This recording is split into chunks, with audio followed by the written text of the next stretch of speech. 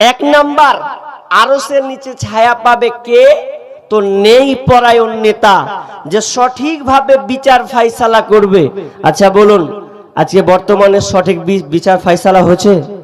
জি। যারা পদে আছে, যারা দায়িত্বে নিয়েছে, আচ্ছা বলুন তারা ন্যায়ের সঙ্গে বিচার ফাইসালা করে? জি না। নবীজি আফসোস করে গেছেন, আফসোস করেছেন এই জামানার ব্যাপারে, যে ন্যায় পরায়ণ তো দূরের কথা, যেই নেতাগুলো বর্তমানে এখন আমাদের আছে হাদিসের সঙ্গে হুবাহুব মিল আছে। বিষ্ণু বলেছেন, ওয়াসাদাল কাবিলাতা ফাসিকুহুম ওয়া কানা যাঈমুল কওমি আরযালাহুম ওয়া উকরিমার রাজুলু মাখাফাতা শাররি। এক কথায় আমি আপনাকে গুটিয়ে দিয়েছি এটাই, যে যারা বর্তমানে যারা নেতা হবে, বিশ্বনবী এই কিয়ামতের আলামতের ব্যাপারে নেতাদেরকে টেনে ধরে এনেছেন। কারণ নেতারা কেমন হবে? নিচু পর্যায়ের ফাসিক লোক, লম্পট লোক, সুদারু, বাটপার, বেঈমান, এই ধরনের লোকেরা দেশের দায়িত্ব নেবে, সমাজের দায়িত্ব তারা চালাবে। আর ওরা যখন পদ পাবে, বিশ্বনবী আফসোস করে গেছেন দুই শ্রেণী লোকের মধ্যে। ওই দুই শ্রেণী আল্লাহ রাসূল দেখেননি, তার মধ্যে একটা হলো নিজের গরু নিজের মতন চাবুক থাকবে, নিজের নেই চাবুক থাকবে, আর ওই দিয়ে মানুষকে প্রহার করবে, মারবে। আজকে বিচার ফাইসালাগুলো অবাক লাগে, যার কোনো দোষ নাই তাকে দোষী বানিয়ে তার উপরে ফাইন মারা হয়, দোষী বানিয়ে তাকে জেলে ভরা হয়, বিভিন্ন জায়গায় থেকে অপমান করা হয়। অথচ বিশ্বনবী যখন তিনি মক্কা বিজয় করলেন, মক্কা যখন তার হাতে চলে আসলো, এমন সময় ইসলাম প্রচার যখন শুরু হয়ে গেল, ইতিমধ্যে কিছুদিন মধ্যে এমন একটা ঘটনা ঘটে গেল, যেই ঘটনা আপনার কি নাম একটা ঘটনা কি, যে কুরাইশ বংশের একজন নারী একজন মেয়ে চুরি করেছে, আর চুরি করে তার শাস্তি হবে। তারা জানতেন যদি কেউ চুরি করে আর চুরি করার পর যদি ধরা পড়ে, তার হাতটাকে কেটে ফেলতে হবে। এখন তো অবস্থা খারাপ, এত বড় উচ্চ বংশীয় কুরাইশ বংশ, এত মর্যাদার একটা বংশ, আমাদের চুলকানি লেগে গেছে, এখন কি করা যায়? মান সম্মানের তো ব্যাপার আছে। এই জন্য তিনি কি করলেন? কেউ বলার সাহস পাচ্ছে না, নবীর কাছে কে যাবে, কে বলবে, আর যে বিচারটাকে একটু অন্যদিকে ঘুরিয়ে দেওয়া যায় কিনা, কাউকে না পেয়ে তারা একটা কাজ করলো কি, একজন ছোট অল্প বয়সের ছেলে, কাকে? তো উসামা বিন জায়েদকে তারা চয়েস করলো। কারণ উসামা বিন জায়েদকে আল্লাহ রাসূল কতটা ভালোবাসতেন, খুবই ভালোবাসতেন। উসামা বিন জায়েদকে বললেন, উসামা তুমি যাও, বিশ্বনবীকে তুমি এটা বলো, তোমার দ্বারা এটা সম্ভব হবে। তো শেষমেশ উসামা বিন জায়েদ তিনি আল্লাহ রাসূলের কাছে গেলেন, যাওয়ার পর বলছেন, ইয়া রাসূলুল্লাহ আমি এসেছি ফাতেমার ব্যাপারে, কারণ ওই বংশের নাম, ওই যে মেয়েটা চুরি করেছিল ওর নাম হলো ফাতেমা, তো ফাতেমার ব্যাপারে এসেছে। কি হলো? বলছে একটু বিচারটা কি অন্যদিকে ঘোরানো যায় না? যখনই এই কথা বলেছেন, বিশ্বনবীর চোখ লাল বর্ণের হয়ে গেছে, আর যখনই হয়ে যাওয়া তখন সঙ্গে সঙ্গে রাগান্বিত হয়ে গেলেন। তিনি বুঝতে পারলেন খুব খারাপ অবস্থা। এমন সময় লোককে জমায়েত করলেন, দাঁড়িয়ে গেলেন, দাঁড়িয়ে গিয়ে তিনি ভাষণ দিলেন, কিছু কথা বললেন। বলতে বলতে তিনি বললেন, ও আমার এলাকাবাসী তোমরা শোনো, তোমরা আমাকে দিয়েছো উসামা বিন জায়েদের মাধ্যমে শেখার একটা সুবিচার, কিন্তু না কোরআনের বিপক্ষে তো যাওয়া যায় না, তোমরা এটা করতে, এটা কখনোই সম্ভব হতে পারে না, বরং কোরআন বলেছে তার হাতকে কেটে নিতে হবে, অতএব হাত কাটতে হবে। শোনো, তোমরা বলেছো ফাতেমার কথা, আরে ওই ফাতেমা যদি আমার নিজের মেয়ে হতো, আমার কলিজার টুকরা কন্যা নিজের ফাতেমাও যদি হতো, তাহলে আমি কি করতাম? লাউকানা বিনতে ফাতেমা, আমার মেয়ে যদি হতো নিজের মেয়ে, তবু আমি আমার মেয়ের হাতকে আমি কেটে দিতাম। এরই নাম হলো সুবিচার। শোনা যাবে না?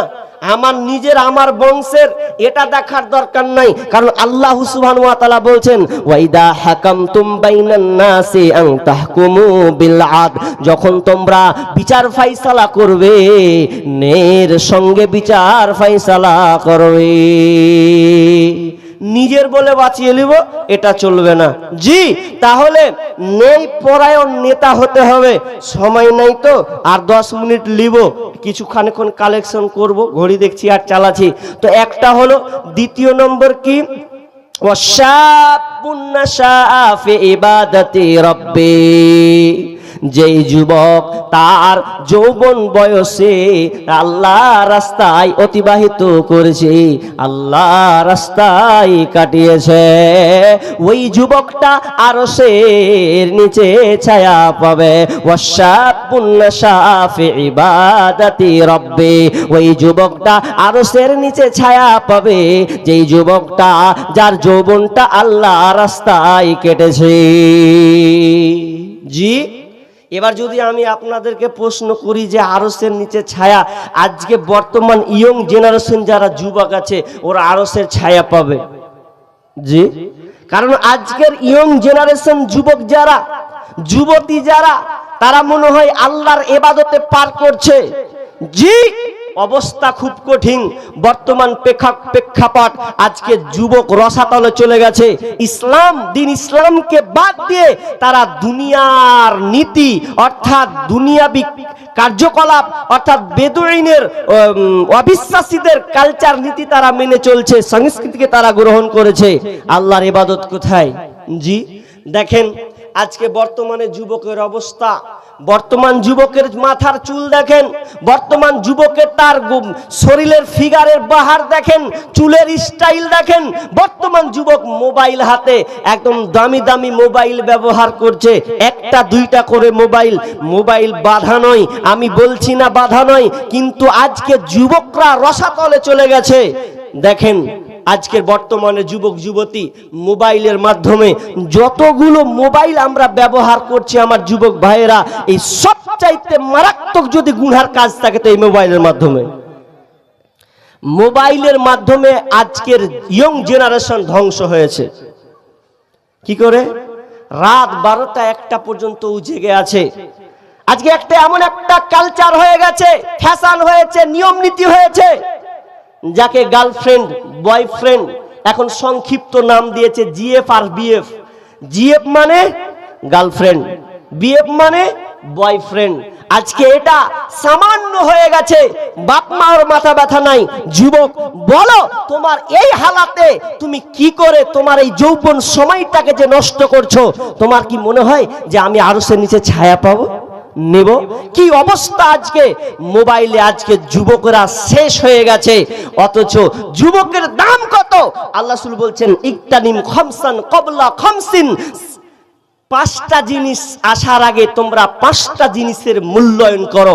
নাম্বার 1, সাবাবাকা ক্বাবলা হারামিক, তুমি তোমার যৌবন পেয়েছো, এই যৌবনকে তুমি কাজে লাগাও বার্ধক্য আসার আগে। তুমি যৌবনের মূল্যায়ন করো, যৌবনকে তুমি নিয়ামত মনে করো, গনিমত মনে করো। যৌবন তুমি পেয়েছো, এই যৌবন একবারই পাবে, দ্বিতীয় চান্স পাবে না। দেখেন না কত বাপজি, কত বৃদ্ধ অবস্থায় বয়স হয়ে গেছে, 60-70 বছর হয়ে গেছে, চায়ের দোকানে আর ভাতের টেবিলে বসে যখন ওকে পানি দেওয়া হয়েছে তো পানিটা ঠিক মতন করে খেতে পারছে না। 1 গ্লাস পানি খেয়েছে, তো 1 গ্লাস পানি খেতে খেতে খেতে অর্ধেক পানি ওর কাপড়ে পড়ছে, না ওর থালাতে পড়ছে, জমিনে পড়ছে, ব্যালেন্স শেষ। এখন যদি ওই বাপজি বলে আল্লাহ আমাকে যৌবনটা ফিরিয়ে দাও, একবার পাবে, দ্বিতীয় চান্স পাবে না। একবারই আল্লাহ তোমাকে যৌবনটা দান করবে, একবারই পেয়েছে তো একবারই পাবে, দ্বিতীয় চান্স তুমি পাবে না। কিন্তু যুবক, তুমি তোমার যৌবনটাকে কোথায় কাজে লাগালে? ছেলের মেয়ের পেছনে তুমি সময় ব্যয় করেছো। নারী ও বোন, তুমি ছেলের পিছনে সময় ব্যয় করেছো। স্কুল গেলে কলেজ গেলে একা ভালো লাগে না, তুমি সঙ্গী আবার চয়ন করো। তোমার সঙ্গী কে মেয়ে ছেলে লাই, তোমার সঙ্গী বয়ফ্রেন্ড হয়েছে, তোমার সঙ্গীকে তো গার্লফ্রেন্ড হয়েছে। এ করে তুমি মোবাইলে সম্পর্ক তৈরি করে নিয়েছো করেছো, রাত 12টা 1টার সময় তার সঙ্গে চ্যাটে লিপ্ত আছো, মেসেঞ্জারে আছো, হোয়াটসঅ্যাপে আছো, তুমি মনে করছো কি আনন্দের মধ্যে বসবাস করছি। বাপ মাও বেতাল হয়ে গেছে, মোবাইলটা দিয়ে সন্তানদেরকে শেষ করেছে। তো বাপ মা হলো প্রথমে দায়ী। বাপ মা ছেলে মেয়েদের মোবাইল দিয়ে শেষ করেছে। তারপরে দ্বিতীয়ত আমার ব্যক্তিগত মত, অনেকেরই মত, আজকে সরকার শিক্ষা ব্যবস্থাকে বাদ দিয়ে আর সবার হাতে মাধ্যমিক পাস হলে একটা করে মোবাইল ধরিয়েছে। এটা সবচাইতে মারাত্মক। আপনি মত কি হবেন যা হবেন জানি না, আমি আমার জ্ঞান গর্ভ থেকে বলছি, আমি যতটুকু বুঝেছি ততটুকুই বলছি। আজকে সরকার মোবাইলটা যদি বাদ দিয়ে ভালো শিক্ষার ব্যবস্থাপনা করত, তাহলে এই হালাতটা হতো না। আজকে মাধ্যমিক পাস হতে গিয়ে প্রত্যেকটা ছেলে মেয়ের হাতে মোবাইল আছে। তো মোবাইল দিয়ে কি হচ্ছে বাপ মা টের পায় না, বাপ মা বুঝতে পারে না। বাপ মা মনে করছে দুনিয়াটা মনে হয় এরকম, কিন্তু রসাতলে যাবে। কারণ একটা ছেলের হাতে যদি মোবাইল থাকে, বুদ্ধিজীবী একজন পোস্ট করেছেন, তিনি বলছেন কোনো বাপ মা যদি ছেলে কিংবা মেয়েকে মোবাইল দেয়, তাহলে ওই বাপ মা জেনে রাখুক ওই মেয়ের জন্য পর পুরুষের জায়গা করে দিয়েছে। আপনি ভাবছেন আমি ঘুমাইনু, 10টা হলো, নামাজ পড়নু, এশারের নামাজ, ঘুমিয়ে গেল, আর আমার ছেলে মেয়ে মনে শুতে ঘুম পাচ্ছে। তুমি ভালো করে তালাশ লাও, তোমার মেয়ের হাতে যদি মোবাইল আছে, ও ঘুমায়নি, 11টা 12টা পর্যন্ত জেগে আছে। কি কারণ দিনের বেলায় অপেক্ষমান থাকে কখন রাত হবে আর কখন আমার কাজ শুরু হবে। রাত 12টার পরে যখন সকলে ঘুমায়া রয়, যুবক যুবতী তখন প্রেমের কথা কয়। রাত 12টার পরে যখন সকলে ঘুমায়া রয়, যুবক যুবতী তখন ফোনে কথা কয়। আরে মোবাইল হাতে পাইয়া বর্তমানের নারী লেখাপড়া ছাইরা দিছে, মরার প্রেমে পড়ি। সারাটা দিন চিন্তায় থাকে, সারাটা দিন চিন্তায় থাকে, রাত কখন গভীর হয়, যুবক যুবতী তখন মনের কথা কয়। যুবক বয়সটা শেষ। যুবক তোমাকে একটা কথা বলি, যদি তুমি আল্লাহর আরশের ছায়া নিতে চাও, ও বোন, তুমি যদি আরশের ছায়া পেতে চাও, তাহলে তোমাকে এখন থেকে প্রতিজ্ঞাবদ্ধ হতে হবে। আজ থেকে তোমাকে সিদ্ধান্ত নিতে হবে, আমি আর কোনো ছেলের নাম্বার রাখলাম না। ও ভাই, তোমাকে বলি, বন্ধু তোমাকে বলে, আজ থেকে আমি কোনো মেয়ের মোবাইল নাম্বার রাখলাম না, তার সঙ্গে আমার কোনো সম্পর্ক থাকবে না। কেন আমার এই যৌবনটা খুবই গুরুত্বপূর্ণ। কারণ বিষ্ণু বলছেন লা তাজুলু কদাম ইবনি আদম ইয়াউমাল কিয়ামাতি মিন ইনদি রাব্বিহি হাত্তা ইসআলা আন খামসিন। বিষ্ণু বলছেন আল্লাহ সুবহানাহু ওয়া তাআলা বিচারের ময়দানে কোন আদম সন্তানের পা এক বিন্দু নড়াচড়া করতে পারবেন না, যতক্ষণ না তারা এই 5টার প্রশ্নের সম্মুখীন না হবে। নাম্বার 1, 1 নাম্বার আন উমুরিহি ফিমা আফনাহু, তার জীবনটাকে সে কিভাবে চালিয়েছে। 50 বছর জিন্দেগি পেয়েছে, 60 বছর পেয়েছে, হিসাব দাও। তারপরে কোনো কথা 1 নাম্বার প্রশ্ন করা হবে আন উমুরিহি ফিমা আফনাহু। নাম্বার 2 ওয়ান সাবাবিহি ফিমা আবলাহু, তুমি তোমার যৌবনটাকে কেমন করে পার করেছো, কোথায় কাটিয়েছো, কিভাবে কাটিয়েছো, আজকে হিসাবটা তুমি বুঝিয়ে দাও। হিসাব যতক্ষণ না বুঝাবে রে, ততক্ষণ পর্যন্ত তোমার কদম, তোমার পা নড়াচড়া করার কোনো সুযোগ থাকবে না। দাও হিসাব। যৌবন পেয়েছো, যৌবন বয়সে খুব মাস্তানি দেখিয়ে দিয়েছো, আরে কে আসবি আই।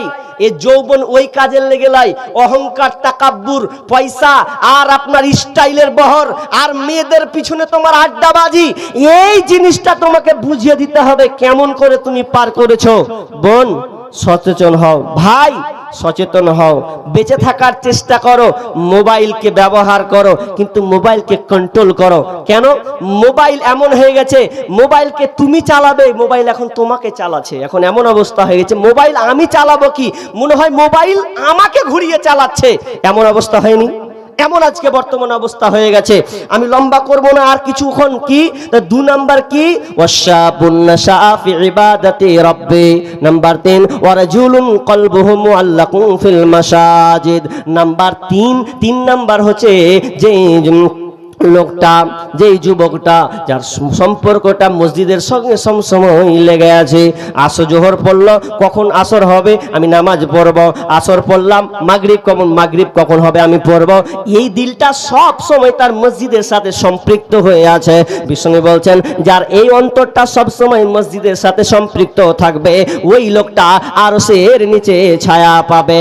ওয়ারাজুলানি তাহাব্বা ফিল্লাহি ইস্তামা আলাইহি ওয়া তাফাররাকা আলাই। ওই লোকটা, যেই লোকটার ভালোবাসা, দুজনে ভালোবাসে আল্লাহর জন্য, আল্লাহর জন্য তার এক অপরকে ভালোবাসে, কিন্তু আল্লাহর জন্য তাদের সম্পর্ক হয়েছে, আবার আল্লাহর জন্য তাদের সম্পর্ক বিচ্ছেদ হয়েছে, এই রকম লোক আরশের নিচে ছায়া পাবে। আর তারপরে বলছেন ورجلان تحابا في الله استمع عليه وتفرقا عليه ورجل تسوى ورجل। তার 5 নম্বর হচ্ছে, 5 নম্বর বিশ্বনবী বললেন ওই লোকটা, যেই উচ্চ বংশীয় মহিলা, উচ্চ বংশীয় নারী কোন পুরুষকে একটা ডাকলো, ডাকার পর বলছে ওরে আয় তুই আমাকে নে, আমি তোর জন্য প্রস্তুত আছি, তুই আমার দিকে চলে আয়, এবং আমি তোকে অফার দিলাম। কোন উচ্চ বংশীয় মহিলা যদি ডাকে আর ওই সময়ের যুবকটা বলে দেয় ইন্নী আখাফুল্লাহ, আমি আল্লাহকে ভয় করি, আর ভয় করি বলে সে তার কাছে গেল না, ওই যুবকটা আরশের নিচে ছায়া পাবে। ওই যুবকটা আরশের নিচে ছায়া। কে? একটা মেয়ে বলছেন হ্যালো, আপনি সঙ্গে বলছেন নারীর গল্প, নারীর আওয়াজ, ফোন রেখে দিলেন। ফের কেউ লাগাচ্ছে, কার সঙ্গে সম্পর্ক হলো, কেউ আপনাকে খুব প্রস্তাব দিচ্ছে কোন নারী, আপনি বলছেন সিধা হাঁট, আমার রাস্তা আমি, তোর রাস্তা তুই। আপনি সুযোগ পাচ্ছেন কিন্তু সুযোগটা কেটে দিচ্ছেন, এড়িয়ে দিচ্ছেন। জি না, কারণ আমি আল্লাহকে ভয় করি। সাবধান বোন, সাবধান হয়ে যাও। এ বলে তুমি এড়িয়ে চলে গেলে, তাহলে ওই যুবকটা আরশের নিচে ছায়া পাবে। জি, যুবক পারবে? কোন মেয়ে তোমাকে, সুন্দরী মেয়ে তোমাকে ডাকলো, তোমাকে অফার দিল, তো তুমি অফারটাকে প্রত্যাখ্যান করবে, বাদ দিয়ে দেবে? তোমার দ্বারা সম্ভব হবে? জি। তাহলে ছোট্ট করে একটা বলি, তাহলে তোমার মনে ঈমানি তাজা বাড়বে। কেমন? উবাইদ বিন উমাইর একজন বিজ্ঞ, একজন আলেম, মক্কার উবাইদ বিন উমাইর একজন বিজ্ঞ আলেম, এত বড় পণ্ডিত, আল্লাহওয়ালা মানুষ। তো মক্কার একজন স্ত্রী, একজন বিবি আয়নার সামনে মুখের চেহারাকে দেখছে, দেখার পর বলছে মা আমার চেহারা দেখছি। ওর স্বামীকে বলছে স্বামী তুমি তো পাগলা হয়েছো, যাকে ডাকবো সেই পাগলা হবে। বলছে তোর মাথা খারাপ, কি বলছিস তুই? বলছে ঠিকই বলছি, দেখছেন আমার চেহারা, দেখছেন চেহারা আমার এত সুন্দর, যে কোনো ছেলেকে ডাকবো ও পটে যাবে। তখন ওর স্বামী বলছে রাগে জ্বালাতে, তোর মাথা খারাপ, তুই সুন্দরী বলে যেমন তাই বলবা? বলছে এমন একজন লোক আছে যে লোকটাকে যা তোকে পাত্তাই দিবে না। বাজি খেলছে যে তুমি কেমন কথা কইছো, আমার স্বামী আমাকে পাত্তা দিবে না, মানে আমাকে পারমিশন দাও, একবার বলে দেখো ওই লোকটাকে যদি আমি পাগলা না করে দিই। বুঝি যা তোকে পারমিশন দিনু। উবাইদ বিন উমাইর দাস দিচ্ছেন আর ওই সময়তে চলে গেছে। এমন সুন্দর করে সেজেছে ও। মেয়ে সৌন্দর্য প্রকাশ করলে, বহি প্রকাশ করলে তো সুন্দর হবে, তো এত সুন্দর করে ও সেজেছে, দেওয়ার কাজ চলে গেছে। চলে গিয়ে বলছেন আসসালামু আলাইকুম। ওয়ালাইকুম আসসালাম। তুমি কি করে ঢুকলে? এই পোশাকে কেমন করে আমার কাছে ঢুকলে বলো? বলছে আপনি আমাকে রাগ করিয়েন না, আমি ঢুকে পড়েছি, যেভাবে হোক আমি ঢুকে পড়েছি। তো বলছে তুমি এই কাপড়ে এমন ভাবে এসেছো যে তুমি আমার কাছে কেন এসেছো? তো মেয়েটা বলছে হুজুর আমি আপনার প্রেমে পাগল হয়ে গেছি, আমি আপনার প্রেমে আত্মহারা হয়ে গেছি। আপনার যখন থেকে শুনেছি আপনাকে ছাড়া আর ভাল লাগে না, আপনাকে আমি অফার দিয়ে দিলাম, আপনি আমাকে ভোগ করতে পারেন, আমার কাছে আপনি আসতে পারেন, এটা আপনাকে সুবর্ণ সুযোগ দেওয়া হলো। যেমনই কথা বলা, উবাইদ বিন উমাইর বলছেন খবরদার এরকম কথা তুমি বের করো না। শোনো, বলছে আমি বের হব না যতক্ষণ পর্যন্ত তুমি আমার কথার সাড়া না দেবে। তখন উবাইদ বিন উমাইর কত চালাক মানুষ ছিলেন, তখন তিনি বলছেন একে তো বের করতে হবে, একে একটা ভয়ের মধ্যে নিয়ে আসতে হবে। তখন বলছেন ও মহিলা শোনো, ঠিক আছে তোমার আমি আবদার পূরণ করে দেব, আমি তোমার দিকে ঝুঁকি মারব, তবে আমার কয়েকটা প্রশ্ন আছে, এই প্রশ্নের উত্তর তোমাকে দিতে হবে। নাম্বার 1, বলো তুমি এ মহিলা তুমি বলো, যখন তোমার মালাকুল মউত আসবে, যখন তোমার প্রাণ পাখিটাকে বের করে নিয়ে যাবে ওই সময়তে, আর আমি যদি বলে আসো মেয়ে এখন আমরা দুজনে নির্জনে চলে যাই, আচ্ছা বলো তো তুমি এটা কি চাইবে? মহিলা বলছেন না না না, এটা কেন চাইবো, আমার প্রাণ পাখি বেরিয়ে যাবে, আত্মা বের হবে, মালাকুল মউত বের করে দেবে, ওই সময় আমার মরণ হবে, আমি ওই সময় খারাপ কাজ করতে পারি না। এবার বলছে তাহলে ঠিক আছে চলো, তোমাকে কবরে নিয়ে যাওয়া হলো। ধরো এবার কবরে নিয়ে যাওয়ার পর যখন মুনকার নাকির যখন তোমার কাছে আসলো, আর আমি ওই সময় যদি বলি চলো মেয়ে তোমার তামান্নাটা আমি মিটিয়ে দিই, আচ্ছা তুমি কি চাইবে? মেয়ে বলছে না না না, ছি ছি ছি, না না, এটা তো কখনোই আমার দ্বারা সম্ভব নয়। আচ্ছা ঠিক আছে চলো, উত্তর ঠিক আছে। এবার বলো যখন কিয়ামতের ময়দানে হাজির করা হবে, আর আমি যদি বলে ও মেয়ে চলো তোমার তামান্নাটা মিটিয়ে দিই, আচ্ছা তুমি কি চাইবে? মেয়ে বলছে না না না, এটা আমি তো কখনোই চাইবো না। তো এই করতে করতে পুলসের রাত পর্যন্ত যখন তাকে প্রশ্নের সম্মুখীন করা হলো, ওই মহিলাটা আর থাকতে পারলো না, চোখ দিয়ে ঝরঝর করে পানি পড়ে সে ব্যাকেট কেটে বাড়ি চলে গেল। স্বামী আবার উল্টা হয়ে গেছে, কি হয়েছে? স্বামী আবার দেখছে আমার বিবি এত সুন্দরী ছিল, এত সুন্দর করে সাজতো, আজকেও তাপসীর মতন হয়ে গেছে, ওকে আর প্রেমিকার মতন পাচ্ছে না। উবাইদ বিন উমাইর কি এমন কথা দিয়েছে যে আমার বিবি আর আগেকার মতন হচ্ছে না। জি, যারা প্রকৃত আল্লাহকে ভয় করে তারা কোনোদিন কোনো মেয়ের পাত্তা দিবে না। তবে যারা আল্লাহকে ভয় করে না, যারা লম্পট বেঈমান, সেই লম্পট বেঈমানেরা মেয়েদের পিছনে পিছনে ঘুরবে। কিন্তু যারা প্রকৃত যুবক, যেই যুবক বলে আমি হলাম প্রকৃত যুবক, বীর যোদ্ধা, সেই যুবক যে মেয়ের ওয়ার্ডস পারমিশন পেলেও মেয়েকে অ্যাভয়েড করে দেয়, চলো তোমাকে আমি এই সুযোগ দিতে পারি না, আমি আল্লাহকে ভয় করি। জি, 6 নম্বর ওয়ারাজুলুন তাসাদ্দাকা আখফা, ওয়ারাজুলুন তাসাদ্দাকা আখফা হাত্তা লা তা'লামা শিমালুহু মা তুনফিকু ইয়ামিনুহু। 6 নম্বর হচ্ছে যে যেই ব্যক্তি দান করলো, দান করছে কিন্তু দান করার সময় ডান হাত দান করছে কিন্তু বাম হাত টের পাচ্ছে না, লোককে জানাচ্ছে না, এমন ভাবে ও দান করছে যে দান করার কারণে এক কথায় আশেপাশে জানতে পারছে না। এমন করে উদাহরণ দেওয়া হয়েছে, ডান হাত দিল বাম হাত জানতে পারলো না। এই রকম যদি কেউ দান করে তাহলে সে আরশের নিচে ছায়া পাবে। আর 7 নম্বর ওয়ারাজুলুন যাকারাল্লাহ ওয়া খালিয়ান ফাফাজাত আইনা।